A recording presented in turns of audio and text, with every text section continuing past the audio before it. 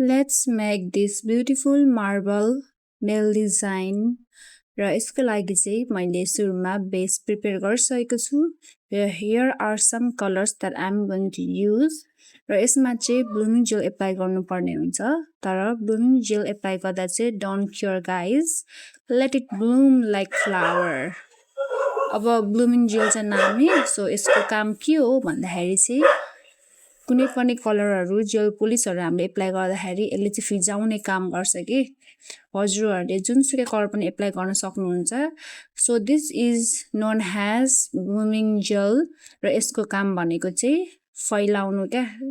फैलाउनु के भन्छ स्प्रेड गर्नु हो आई होप हजुरहरूले ब्लुमिङ जेल भनेको के हो र ब्लुमिङ जेलले के गर्छ भनेर बुझ्नु भइसक्यो होला मार्बल इफेक्टको लागि चाहिँ हामीले मेन चाहिने प्रडक्ट भनेको चाहिँ हामीसँग ब्लुमिङ जेल चाहियो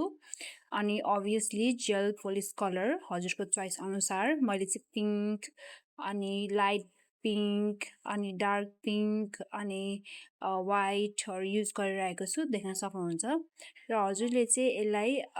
एकचोटि नै यसरी डिजाइन बनाएर चाहिँ क्योर पनि गर्न सक्नुहुन्छ तर म चाहिँ दुईचोटि रिअप्लाई गर्छु ब्लुमिङ जेल एन्ड एगेन एप्लाई गर्छु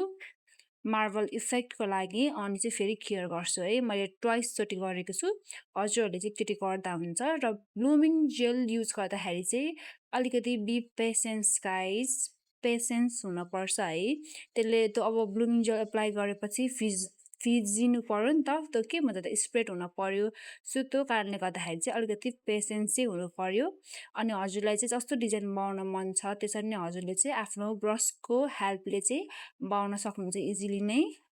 यसमा कुनै पनि डाउट छैन हजुरहरूले इजिली बनाउन सक्नुहुन्छ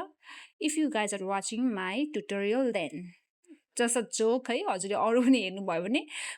सिक्नुहुन्छ र मेरो भिडियोदेखि पनि हजुरले केही न केही चाहिँ इज भिडियोदेखि अवश्य सिक्नुहुन्छ र यति भन्दै चाहिँ अब मैले यो चाहिँ सेकेन्ड कोट एप्लाई गरिरहेको छु ट्वाइस सुरुमा मैले अघि हजुरहरूलाई भनेको थिएँ एकचोटि होइन म दुईचोटि चाहिँ रिअप्लाई गरेर चाहिँ मार्बल इफेक्ट बनाउन गइरहेको छु भनेर र you guys can see how the effect are being Once you guys are satisfied with your design, you can cure it. हामीलाई चाहिने भनेको सेकेन्ड प्रडक्ट भनेको चाहिँ सुगर पाउडर हो यो चाहिँ मैले योभन्दा अगाडि एउटा सर्ट ट्युटोरियल पनि अपलोड गरेको थिएँ सुगर पाउडरलाई कसरी युज गर्न सकिन्छ भनेर र त्यो भिडियो पनि छुटाउनु भएको छ भने चाहिँ एकचोटि गएर हेरिदिनु होला र यो चाहिँ सेकेन्ड ट्युटोरियल हो using sugar powder I hope हजुरहरूलाई यो डिजाइन मनपर्छ होला एन्ड गाइज त्यति भन्दै चाहिँ डिजाइन देखिरहनु भएको होला भिडियोमा मैले कसरी चाहिँ सेभ गरिरहेको छु भनेर अनि सेभ बनाइसकेपछि चाहिँ यसलाई केयर नगर्नु होला है अहिले केयर गर्नुहुन्न यसमाथि चाहिँ हामीले एप्लाई गरेर चाहिँ सुगर पाउडर एप्लाई गर्नुपर्ने हुन्छ मजाले एप्लाई गर्नु होला अनि एप्लाई गरिसकेपछि केयर गर्नुपर्ने हुन्छ एन्ड देन डस्ट अफ मैले चाहिँ केयर गरिसकेको छु and you guys can see कस्तो ब्युटिफुल आइरहेको छ डिजाइन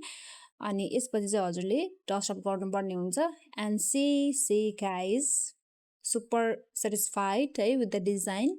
एन्ड देन हजुरले चाहिँ यसको राउन्ड छोडेर चाहिँ यसको बिचमा चाहिँ हजुरले टपकोट एप्लाई गर्नु होला and cure it again for 60 second अनि अरू सबै डिजाइनमा पनि हजुरले फिङ्गर टिप्सहरूमा पनि यसरी नै डिजाइन स्टेप फलो गर्नु होला and here's how it look on hand Thank you so much for watching guys and don't forget to subscribe, share, bye bye.